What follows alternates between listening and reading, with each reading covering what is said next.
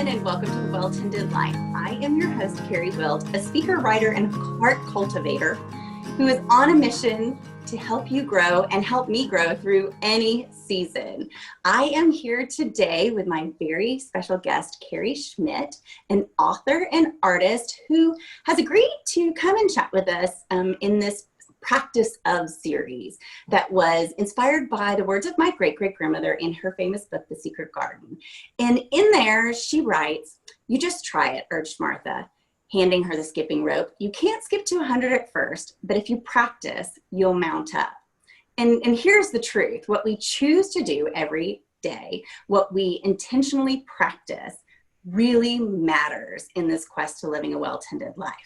And so far in this series, we've explored the practice of meditation, the practice of magic, the good kind, of course, the practice of healthcare, creativity, and this week, Carrie's going to talk to us about the practice of turning burdens into blessings, which sounds a little bit like magic, I think. And I'm excited to get into it with her. Welcome, Carrie. Thank you so much. Thank you for having me. I'm so excited to be here. It just occurred to me, and I don't know why this just occurred to me, but it is Carrie interviewing Carrie today. Except it is spelled different. She is a C Carrie. I am a K Carrie. And I'm certain that, and we have not talked about this yet, but I'm certain that no one ever spelled your name right growing up, did they? Yep, that's correct. No. I always swore when I grew up, I was like, I'm never going to name my kids anything that's not written on a mug or an eraser or a pencil. Like, I wanted so bad for to have the personalized name thing, and it didn't work out for me. I still named my kids weird names. So it seemed really important at the time. But why don't you introduce yourself to our audience and tell us who you are and what you're up to. So I am a full-time artist, an author, and an art facilitator, teacher for online classes and in-person retreats. So that's what I do. Yeah. And I write books, I create products, and basically have devoted my life to my art practice as my way of connecting with other people. Have you always been creative? Is this something that, as a child you were always creative, or is something you cultivated later on in life? Yeah, I think I was always the happiest when I was creating as a child. And then I got away from it in my teen years and in my early 20s, and really everything fell apart. If you look at the life graph, the farther I got from creativity, the more difficult and the more I struggled. And it was just the hardest time in my life when I left that part of me, which I equate to my soul or my spiritual kind of guidance, is my creativity. So I don't think it's just coincidence that when I kind of walked away from that, a lot of I created a literal hell on earth for myself. I went through a really hard time. Yeah, I mean, in that sense, I don't think we understand our power, that we actually are creative. And some people say you're either creating to help yourself or to hurt yourself. There's really no middle ground. So I came back to it because of illness, which is, brings me kind of to our topic about the art of creating blessings out of burdens. So I can share about that if you want.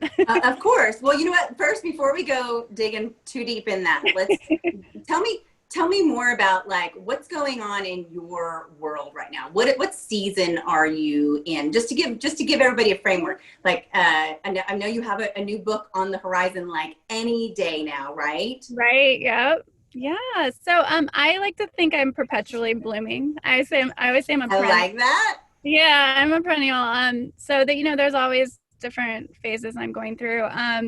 But I really do relate to the cyclical nature of flowers and nature.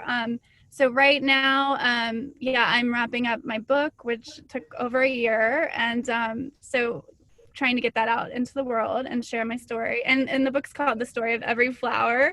And it is based off, that title is about a journal writing I did, how I see my life as the story of a flower, which starts in darkness and then just a tiny crack pops through, and then just that sort of growth into fullness. So That's the whole basis of the story, of my story. So yeah, but at the same time, I'm always like blooming new things. So that's ending, but now I'm birthing something else. I'm working on a picture book, and I feel like I'm always going through different phases. So yeah, that's kind of where I'm at.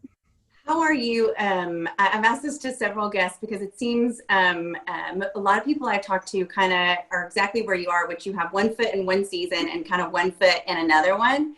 Because although, yes, you just finished your book and it's about to come to fruition, even with that book, there's another season that you're going to have to go through with the launch. But then you've got another foot in another season. How are you good about releasing the last when, it's time to move on? Or do you find yourself struggling in those times? Or do you like to live in those seasons? It almost sounds like you like to live in those seasons.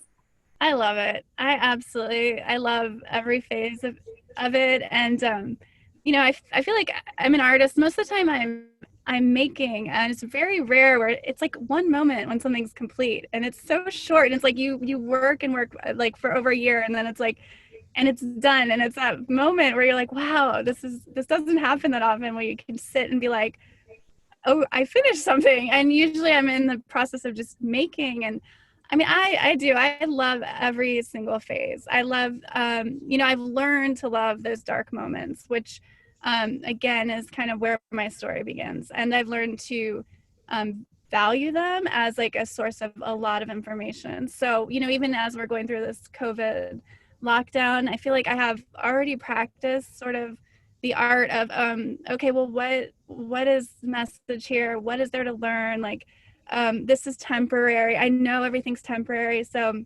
yeah, I feel like I do appreciate all the different seasons. And I actually like to have multiple things going on. So I started a publishing company.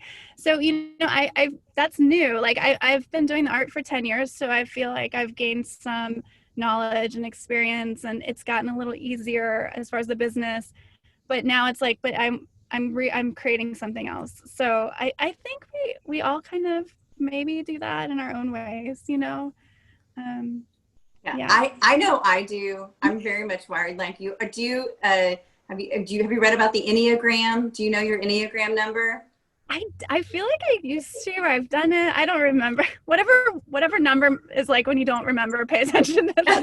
That's my number. I think that's called, yeah, no, I think that's called over a certain age, or I've been a mom, or I have too many things going on at the same time. I think, yeah, I'm not sure that that's a number, but yeah, no, I'm the exact same way. I like to have my hands in a little bit of everything and always on to the next thing and always creating, but in a very different way than you. You use an actual visual, paintbrush and all of those things, but oh my goodness. Okay, so is this your first book to write? Or it No, sounded like maybe you've written more. Okay. yeah, I wrote a book. I think it was 2015. It's an art technique book, and it was with a traditional publisher, Northlight Books, who's now they're owned by Penguin Random House now. Okay. But I actually self-published this book for multiple reasons. I appreciated that experience, but I wanted to have a lot more control over this book. I wanted to produce it more quickly, so it can get really caught up in the publishing world, like 2 or 3 years. Yeah. So I felt like I was ready, and I had the means and the audience that I could, create the book myself and make it exactly how I wanted. Because it's an art book, so it's mostly large pictures of my art in color, and so I wanted it laid out a certain way. I didn't want to lose control of that. So, yeah, and it's a beautiful process. It's fun. You learn a lot about yourself. You get to share your story. So it's amazing. It's an amazing project, definitely. So tell me, where were the roots of this book? Where did that come from? You talked slightly about it and said that there was a medical struggle. Is that where this story begins, or was it before then? No, it does. It begins there. So in 2009, I developed a life-threatening allergy to the heat and the sun and my own body heat. So, and that's like I said when we were talking earlier, I'm wearing sunglasses. My eyes are allergic to the heat too, or the sun. So I was bedridden. I couldn't walk without my body going into anaphylactic shock from my own heat in my body. So I was severely depressed. I cried every day. I was in my early 30s. So I just thought, I can't lay here for 50 years. This can't be my life. I thought I was dying because I was like, am I just going to die? I'm allergic to myself. Right. And yeah, I was really seriously depressed. Like, it was the lowest point of my life. And one day I heard a voice in my head say, now that your life is over, you might as well do what you want and paint. And I was like, I didn't even know I wanted to paint. I mean, I really felt like it was my heart was speaking to me. Right. But I had nothing else going for me. So I listened and I started painting in bed. And I fell in love with the creative process, which I say like saved me. It held me. It nurtured me. I would forget where I was. So I would paint for hours and then I'd look around and be like, I'm in bed. Like it would just take me somewhere else. So it's very therapeutic. The beauty about that is a lot of artists, or even just people who, anyone towards their creativity, they have a lot of anxiety or fear or doubt. And I had none of that. I just bypassed it because I was so grateful and so in love with the process that, like, it was a beautiful beginning. I honor that process. Like, I always say we have a beautiful relationship, and I'm completely devoted because it saved my life. So I will always treat my art kindly because it extended like such kindness to me. I didn't know what I was doing. I had no training in painting, and I would say it never judged me. It was a witness. I feel like it held my hand. The creative process just loved me. So I have nothing but love in return. Painting from that place is incredible, and I feel like that's one of the gifts that I can offer people, whether you're a painter or not, any creative endeavor. If you come from a place of love, it's going to be a beautiful experience. So that's sort of my gift from that darkness, and that's how I first learned to turn burdens into blessings, because that became the greatest blessing in my life. That horrible dark time, it turned out that the best thing that ever happened to me came from it, which is that I'm an artist, and I've written some books now. So yeah, I feel like it allowed me to find who I was meant to be. And then ever since then, go ahead. Oh, sorry.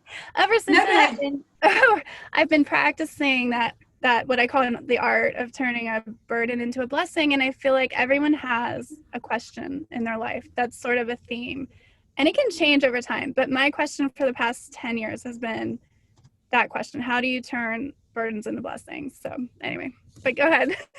Well, no, I was just, as you were talking, I was reflecting on the fact that so many of us have not been bedridden, but with the COVID crisis, we have all been stripped away of a lot of different things, and almost taken down to our essence a bit, and forced to do things in ways that we hadn't done it before. And your story of being bedridden, it's almost like when somebody says you can't do all of these things, you kind of say, okay, well, if I can do one thing, what am I going to spend my time doing? And I think so many of us have felt that over the last 6-8 months, have felt that same thought process of, okay, if all these doors are shut for me, what door can I open? What's one little tiny thing? Can I, and that's that. I mean, I guess that's that same thing, turning a burden into a blessing, right? Yeah, I feel like what's happening with COVID to all of us is exactly what I went through. Yeah. It felt like you were basically saying the same thing, except for with your story. Exactly. Yeah. I know. So when this happened, I'm like, we're good. Like, I've been here. I've done this. Yeah, it's temporary. It's a forced reincarnation. That's what I call what happened to me. It was like a forced moment where, I was forced to become something else. And to me, I was forced to become more of who I am. And you're totally right. It stripped me of everything except the non-essential. And what I feel like I was able, because everything else was taken away, I was finally able to like listen to my spirit, my heart wisdom. It was like when you take away everything else, that's all you have left. So I finally was able to listen. And yeah, in some ways we're all doing that now. And I don't know, I think it's important to remember that this is part of a process that is reflected in nature. And there is a lot of potential and there's a lot of pain. I mean, that was a very painful experience, and I would never deny that transitions are always painful. It's like, in childbirth, they're really painful. There's a reason for the pain though. And there's always a reason for that pain. So I don't know. I think there's a ton of fruitfulness in that moment.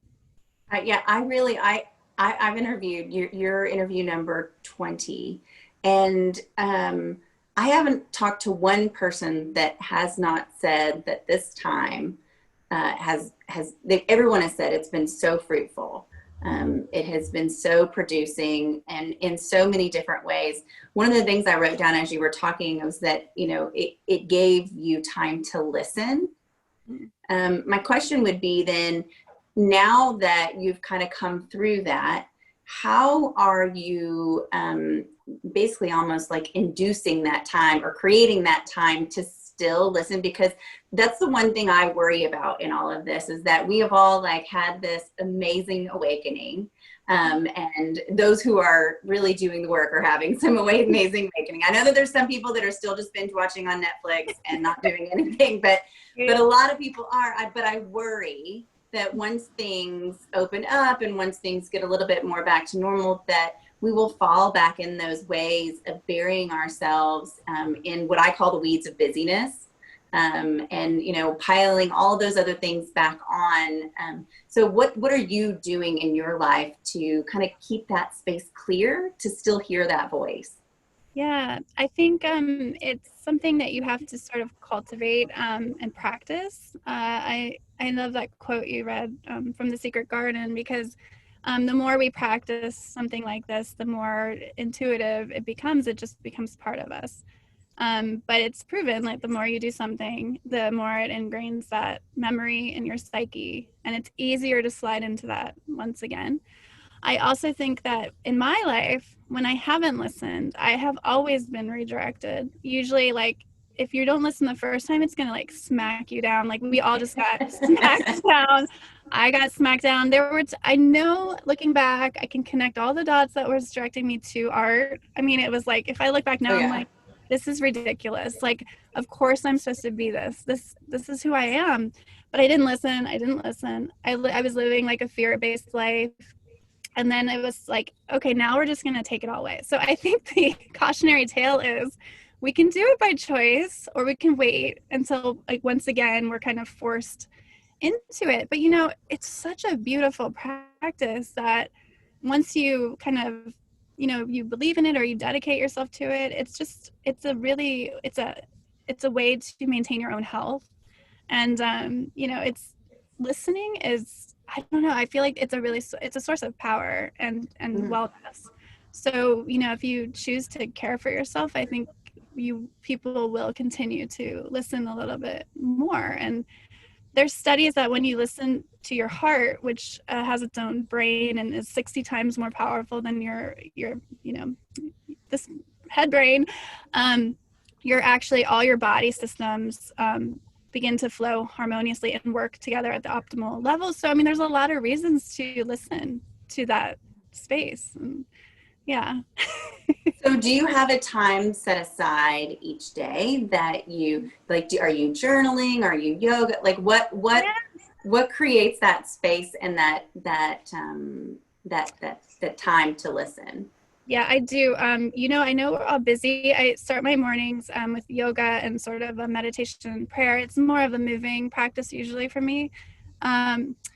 But, I feel like I'm in constant relationship with this. I always say there's like this, whatever you call it, if you want to call it God or the divine or the creative force or spirit, whatever. There's something guiding the universe. There's a creative force that's guiding. I mean, we can see it in nature. So I feel like I'm in constant relationship and dialogue and listening to that. As part of it, brings me so much joy. It is a relationship to me. So I incorporate it in everything I do. And but quiet really helps. I really think we have a really noisy culture, and choosing to be quiet is so important. And yeah, that's what I do. I do it when I'm practicing art. I'm in dialogue with the unseen, whether it's your your great great grandmother or whatever. I'm always, yeah. Well, and Francis, and in The Secret Garden, it says, don't stop believing in the big good thing by whatever name you call it, because the big good thing doesn't stop to worry itself with what you call it. Right. So basically, right. I just summed up what you just said exactly. Yeah. I love that. And I think, I think people are afraid to get quiet. Mm-hmm. I think we're so busy filling every single conversation and every single nook and cranny of our day with things and noise, like you said, and consumption of all of these things that I think people are. I mean, I don't know why they're afraid, but I think I just have this feeling that they're afraid to be quiet, and maybe they don't like what they're going to hear. Yeah, it might be disruptive or something. Yeah. I mean, if you're not really aligned with maybe what in your heart you should be doing, maybe that is a little scary. And also maybe you have to change. And that could mean change relationships, and that could get really messy. And but I think if you go in with like a loving approach and just inquisitive approach, like every contemplative spiritual religion or practice, quiet is essential. And I don't know, I mean, we have so much wisdom. And a lot of our culture seems really lost, ungrounded. It's like, you will benefit from that listening. It'll never hurt you, I don't think it'll hurt you. No, it's a great statement. It's a great statement. I always tell people, like, what's the worst case scenario? Like, wow, it's you just sit in quiet. Like, what if your heart doesn't say anything, it's still okay. Like, right. Yeah. You're gonna be on. Hey friends, I know you're loving my interview with Carrie, but I wanted to break in and tell you about her brand new book, The Story of Every Flower. In this new book, you have an opportunity to step inside Carrie's world of vibrant paintings and heartfelt reflections and feel yourself bloom as if you were being transported into a soulful realm of wonder and mystery. Each page invites you to celebrate your own sacred beauty and cultivate the joyful garden within your heart. With love letters to the reader, musings on creativity, reflections of spirit, painting stories, and more, this inspirational connection shares the magic that unfolds when we say yes to our heart wisdom and step into the fullness of our own unique bloom. This book takes you on Carrie's 10-year journey as an artist that begins in despair from the sudden onset of life-threatening allergy to heat, sun, and her own body. These pages are the gifts she has brought back from the darkness to share with you and will inspire you to ask, how can I turn this burden into a blessing? Kelly Ray Roberts said, I devoured this book. Each page is beautifully unfolding to the next, like the loveliest of poems, reminding me that joy, real, hard-won, abundant joy, can be birthed through the pivotal moments in the darkness of our lives. Like her art and Carrie herself, this book will inspire you to look at your life through the lens of beauty, honoring the blooms that grew from the darkness into the light. I didn't want it to end. Buy your book today at carrieschmitt.com. And while you're there, check out all of the amazing art classes and workshops that Carrie has to offer. Now, let's see what blooms from the rest of my conversation with Carrie. Right. So let's go back to kind of the turning the blessings into burdens into blessings. I did it backwards. The burdens into blessings. Clearly that's part of that is just a mindset, right? I mean, it is truly a way of thinking about everything. I'm a self-proclaimed sunshine blower, because I think I was wired that way, but I don't think most people are wired to see the good in everything. I think it has to become a practice where you can flip a switch, and that when the negativity comes in, or the burdenous feeling comes in, that you can turn it on its head. Do you have any tips or tricks as to how you've been able to do that, or how do you coach people to do that? Yeah, I think it is something you can train yourself to, and I agree. It is a mindset, and there's like this kind of the new age spiritual movement for a while was all like, be positive, be positive, be positive. It's not about that at No. all. First, I think you need to decide that you are in charge of your story. So you're not in. Wait, say that again. Say that again. Yeah. So you have to make that conscious decision that you are in charge of your story. You get to write your story. That doesn't mean that you can control everything that happens to you, because really you can control very little that happens to you, but you can control how you respond. And you can acknowledge the bad. And everyone always, because my art is so cheerful, people are like, you must be the most cheerful person, and I'm like, no, I'm not.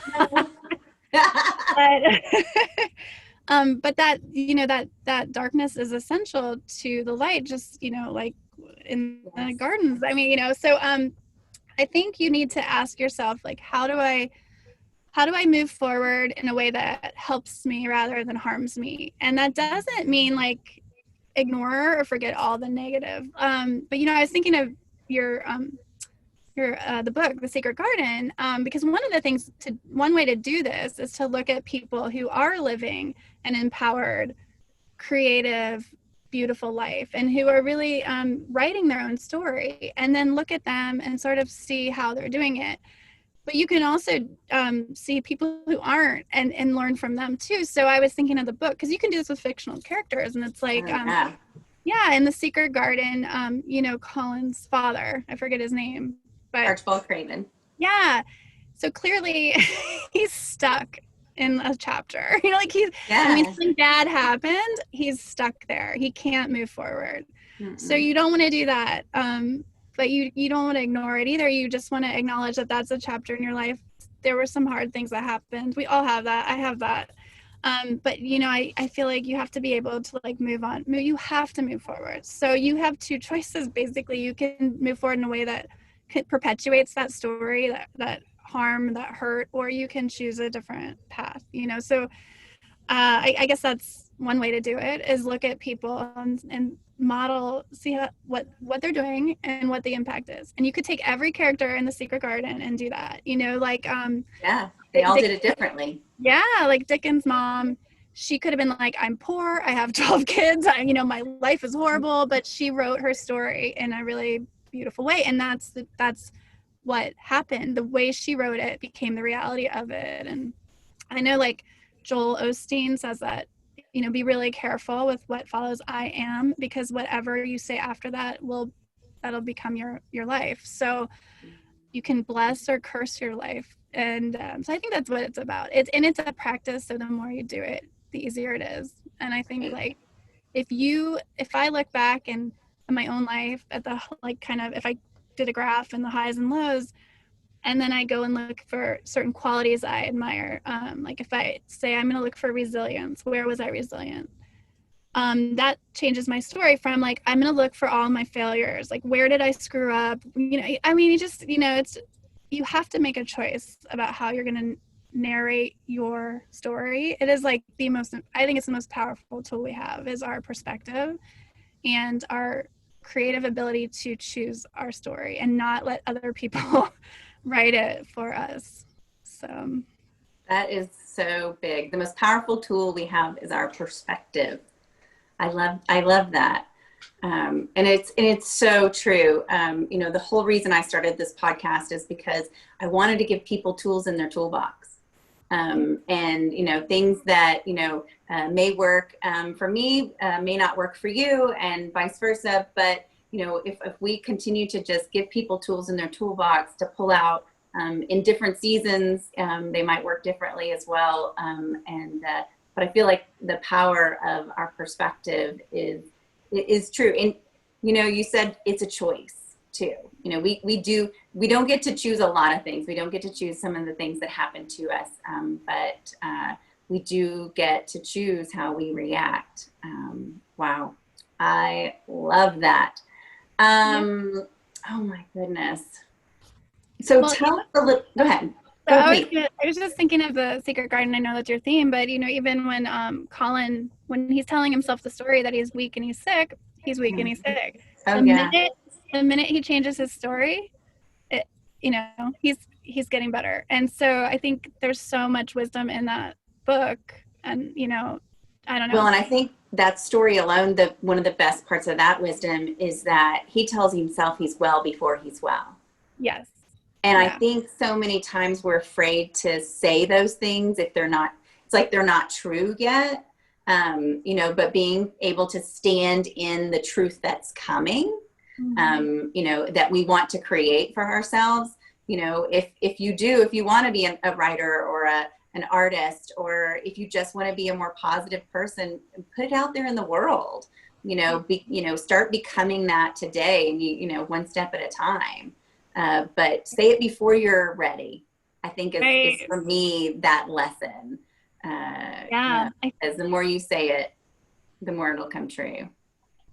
Yeah, I think you're right. I think there's even like quantum physics is getting behind that formless thoughts the words are like the first manifestation of them. And so it's really powerful. And I know like Maya Angelou used to say like words are things, they like get in your clothes and in your hair and on your walls. So be really careful about the words you choose for yourself. And so I think that again is a simple practice of before you speak, like pause and rewrite that story in your head, Yeah. So, and I think another way to do that is mirroring. So you can mirror a friend's story, and of course you're going to be like, oh, you're so brave, you were so strong. But if it was your story, you'd be like, I'm an idiot. Right. So if you start to like mirror for people, then you see your own story reflected and like, oh wait, or you can tell someone a story and ask them to mirror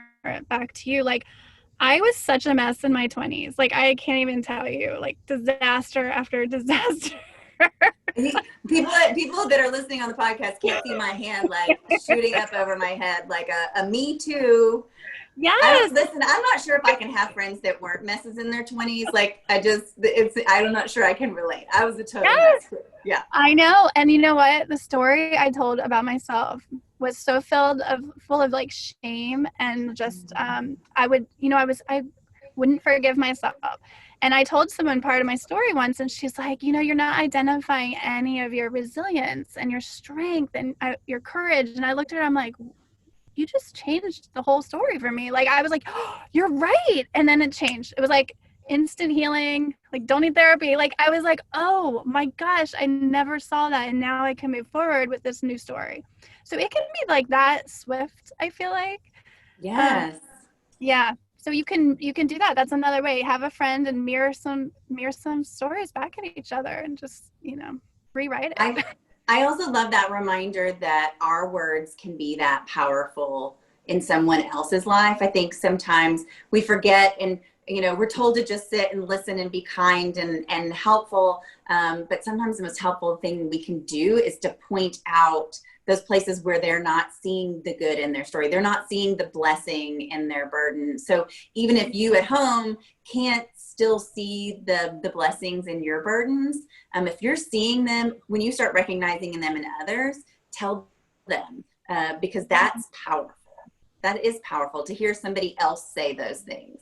It really is. I've had many times in my life where other people's words have healed me, saved me, just meant so much to me. And I don't think we realize our power. But, and the beauty in that is like, that's not denying what I did or what happened. It's just, I'm still acknowledging it, but without the shame. So it's not like I'm like pretending that never happened or ignoring it, but I'm choosing to draw power from it. So it can still exist in my life without that denial of the darkness, which I think is really important. And like, not just being all like, everything's great all the time. Right. And that's not the story that we're writing. No. Because then we're missing a lot of the power. Yeah. Well, and you're also, I think you're also negating the lesson that came from the burden. The burden was there. I mean, I feel like the burden was there for a reason. We walk through what we walk through so we can, pass that seed on to someone else and to help someone else and to help ourselves become and bloom into the thing that we're supposed to be. So, You know, I completely agree with you. We're not just painting over it, we're painting alongside it and around it and through it. So tell me a little bit more about your book and how it incorporates this theme into it. You said, you know, there's lots of your art in the book as well, but you know, it's got words too. Yes. It's not just a picture book. No, you know, it has like sort of personal journal writing from the last 10 years. So the story starts with, you know, me explaining how I began painting in this dark time. And then I say, you know, these are the gifts I've brought back from the darkness to share with you. And like, these are my hands holding out, you know, this story. So it's just everything since then. I feel like it's every little moment since that time of me sort of uncovering who I am, and also deepening my relationship with the creative force. So I have a lot of reflections on creativity, love letters to the reader. So those are kind of like love letters I would write my younger self, but they're directed to the reader. And these are things that most of these messages came to me while painting. So I like hear a lot of, I don't know, phrases and stories when I'm painting, probably because I'm in a different sort of state of mind and being. So a lot of it's that, and then I share some painting stories. But my hope, like if I thought there was a theme, it would kind of be like that it encourages other people to listen to their heart, and that they honor their own becoming. And you know, there's other moments in the book where I had to turn burdens into blessings. So one, I couldn't afford a studio. I live in the Seattle area. It's really outrageously expensive. I'm a single parent, you know, I'm an artist. I really don't care too much about money. So it's like, I'm like, it's just hard. So I didn't have anywhere to work. And I was really frustrated that I didn't have a space. So one day I was like, you know what? I'm just going to buy a school bus and I'm going to convert it to a studio. And that was a huge burden. Not having space to work was like a huge burden. And it also, I had a little bit of, you know, that story of like shame, and I'm a failure and I can't even afford a studio. And, you know, I'm however, like almost 40, or, I mean, you can start to tell yourself some pretty bad stories about yourself. So, you know, it was like, I can rewrite this. Like, I'm going to go buy a bus and paint it pink and flowers. And the thing is, that bus has been one of the biggest blessings in my life. So it's a traveling art studio.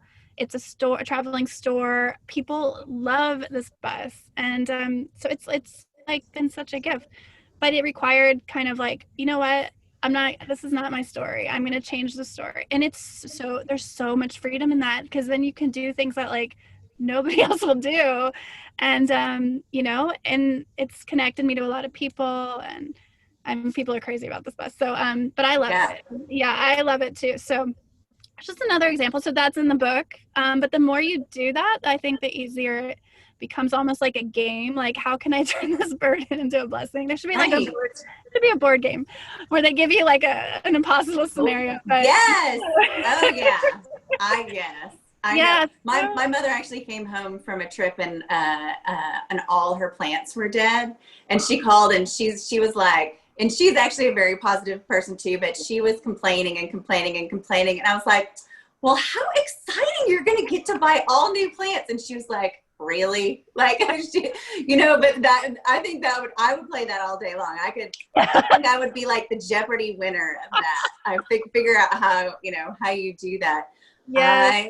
I love that. Well, you know, and I was thinking when you were talking about the bus, that, you know, the burden sometimes gives us the permission to do things differently. I mean, I know for us, so my husband and I, we own a restaurant here in the area we're in. And one of the biggest blessings of COVID and the burden of the rules that they imposed on us was that it gave us the ability to kind of blow up who we thought we were, and to let go of some things, and it was like this giant permission slip to go a different direction, to take whatever it is. And I love that. I think that's one of the things I know I'm going to take from this conversation is just that, you know, if we can reframe our minds to believe that that burden, you know, is an opportunity to do things differently and to go a different way, then man, I mean, what can stop us, right? I totally agree. It's like when you get to that point where it's like you have no other choice almost. That's when you find a lot of freedom. It's it's like that mother, or what is it?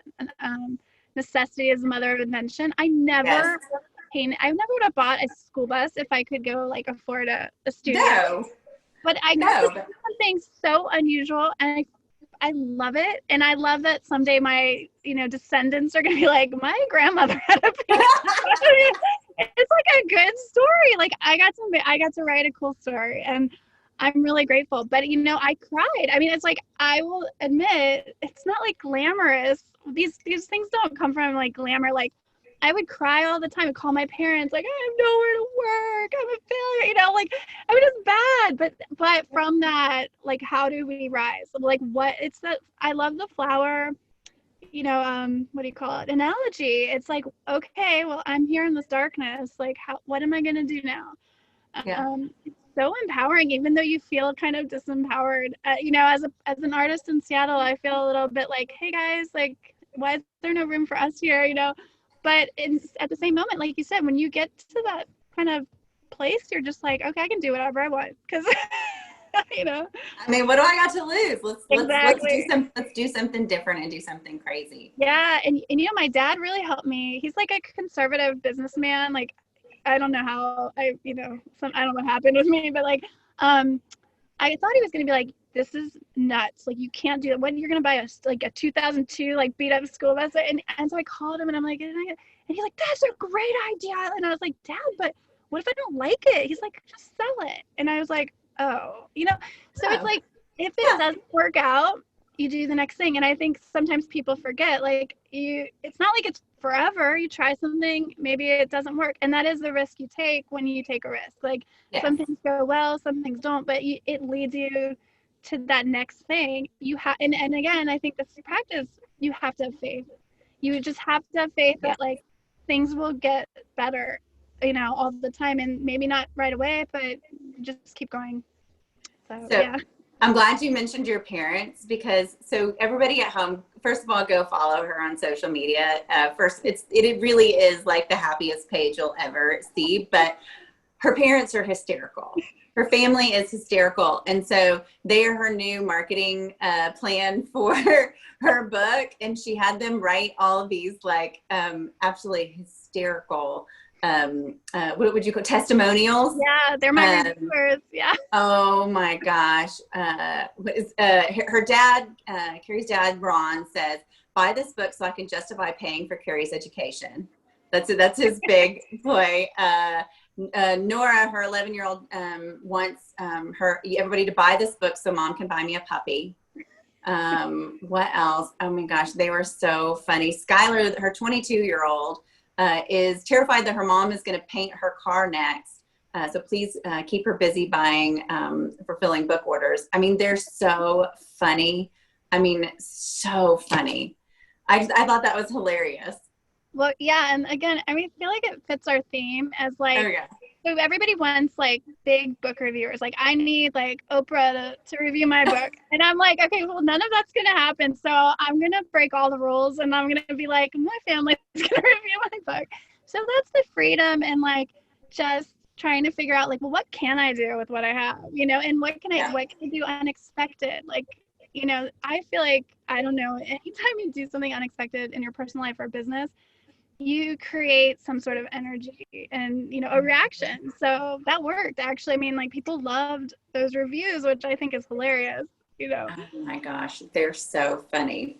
Okay, so at the end of every interview, I ask some wrap-up questions, and it comes from my daily practice, my daily journal practice, where I look back on the day before and reflect on the joy, goodness, and growth that I saw, which was also based off The Secret Garden, a quote where Mary basically said she felt like she would never forget that morning when her garden began to grow. And I don't want to forget those things. So I'd like for my guests to share those things, because once again, when you share, then somebody sees it reflected in their own life, and maybe they're not recognizing the joy, goodness, and growth in their life. So talk to me about what's bringing you joy right now. Like, it can be as silly and simple as a cup of tea, or, you know, deep if you want. Who cares?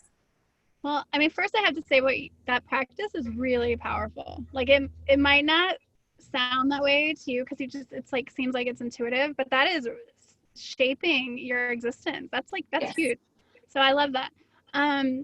So joy. Okay. I feel like my days are made up of like just tiny moments of joy, like scattered throughout my day. So I'm working on a picture book, and my illustrator lives in Germany. And because of the time difference, she's always sending me new pages in the morning. So I literally wake up every morning, grab my phone, and I'm like, it's like Christmas morning. Oh, It feels like Christmas. So I open it, and she'll have like a new page. And then I'm like, it makes me, I don't know, I can't even explain how joyful this makes me. And then wait, quickly to the joy, to this book. So you have an illustrator illustrating, so you're writing the words on this one? Yeah. So my art skills are really limited. I'm not gonna lie. I can paint like my flowers. You know, mostly paint women and flowers. But I mean, there's no way I could illustrate this. So I know my limitations. Okay. Yeah. So oh my gosh, she's so amazing. I love what she's doing, and this is kind of funny actually. It's a companion book for my art book. So the story of every flower, I did a picture book for children, because I'm starting to make books, and I always want to have a picture book companion. So this is my story. It is so fun, and it feels a little weird to like make a picture book about yourself. So I'm calling it my memoir, because it's not weird to write a memoir, you know. No. I think that makes you legit. If you write a memoir, you're officially legit. So mine is in picture book format, but it's so fun. I mean, what I've learned from that is I always want to have a project in my life that brings me this much joy. Like, there should always be something. It doesn't have to be in my business, but in some way, I really want to have this feeling of, in its newness, what it is like something new is coming into my life, and so it's fun. And I think that's important, you know, just to break up the monotony. My other joys, I love chai, and so we have chai every morning after yoga, and I don't know, I mean, that's literally like one of the most joyful parts of the day. Do you have a certain brand that you like? So my beloved Moksha, he makes it, and he is an incredible herbalist, tea blender. He has a nighttime chai, which is caffeine free, and then a daytime chai. So after yoga, we have chai, and it's like literally one of the happiest moments. So he like blends it himself, and he has like a recipe and everything. Yeah, he makes it in bulk, so we have like a week or two supply, and yeah, it's the best chai I've ever had. So I mean, those are the little joys that really get me through my day. And the cool thing about that is you can insert those kind of daily rituals in your day, and simple like having a cup of tea. And so even though you don't have to wait, people at home, you do not have to wait for joy to come to you. Right. You can create it. Matter of fact, our neighbors, they were supposed to be here this Friday, but she has flowers that come on a regular basis, and she's like, that's my thing. Like, so actually these are from my garden, but out there we just got some, and I was like, oh, what a great idea. Like, send yourself some flowers, bring some joy in your life anyway. I love that. I know things are so hard right now for so many of us, and I feel like when things get overwhelming, like it's the end of the world. We had smoke here from the fires, and it's like when things like that happen, I get really small. Like, I start to look at really small details of my life, or like the detail of a flower. It's like, start to focus small. When everything big is too big, it's just like, find your joy in like the tiniest little moments. So that's kind of been what COVID's been about, is like finding simple joy all day long. So, go girl. Okay, so goodness is a little bit deeper. Like, what are you feeling grateful for right now? I have so much gratitude. It's a practice that I begin every morning with. I'm grateful for my ancestors. So every morning I honor my ancestors, and we have a little conversation. I always envision them showering me with rose petals. So I sweep my arms upward and I envision them showering me with rose petals as blessings. They're blessing me. And then I like pretend I'm kind of scooping them up and throwing them up at them. And so we have a moment. I know our culture doesn't really acknowledge ancestors or the unseen or whatever, but to me, it's a real source of empowerment and connection. So I try to honor that in my life. Mm-hmm. I feel really empowered and loved and protected. That brings me a lot of joy. And then goodness. And the other, I would say the goodness, I love learning. And so I've really let myself, during COVID, really dive into podcasts and audiobooks and reading and taking online classes. And and what I've learned is I'm the happiest when I'm learning. I love learning. It's like, it's richness. I think that's wealth. Like, and it's everywhere and it's free and it's, I mean, there's so much wealth and you'll never run out of it. You can learn. We are very blessed to live in a time period where really we can learn about anything at your fingertips. We kid out. So I have a senior in high school and a freshman in high school. And sometimes when my senior talks, I'm like, he's like Alexa, like he knows everything. And I'm like, and sometimes I question him. He's like, Mom, I watched a YouTube, like because it's about cars. It's about what you name it. It's all these obscure things. And it's because they have had information just flowing, if they want it. I have other friends, whose kids aren't like that, but he's the same way. He loves to always be learning and he's best when he's doing that. But it's what a blessing to live at a time like this. Yeah.